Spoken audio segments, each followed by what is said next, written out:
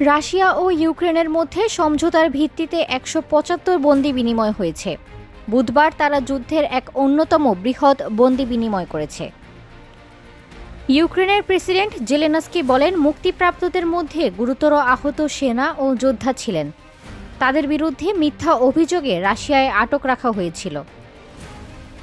তিনি বলেন, আমরা সেনা, সার্জেন্ট এবং কর্মকর্তা ফিরিয়ে এনেছি, যারা আমাদের স্বাধীনতার জন্য লড়াই করেছেন, যারা সশস্ত্র বাহিনী, নৌবাহিনী, জাতীয় রক্ষা বাহিনী, আঞ্চলিক প্রতিরক্ষা বাহিনী এবং সীমান্তরক্ষী বাহিনীতে নিযুক্ত ছিলেন।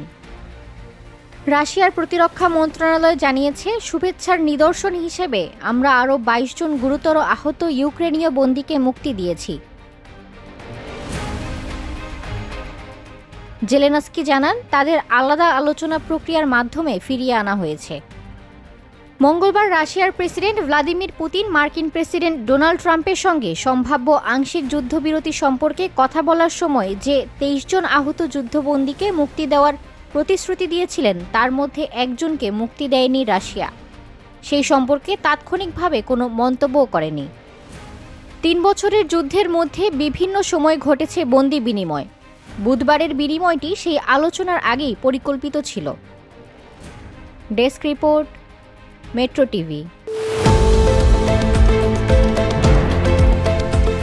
দেশের পাশে, বিশ্বের সাথে, মেট্রো টিভি।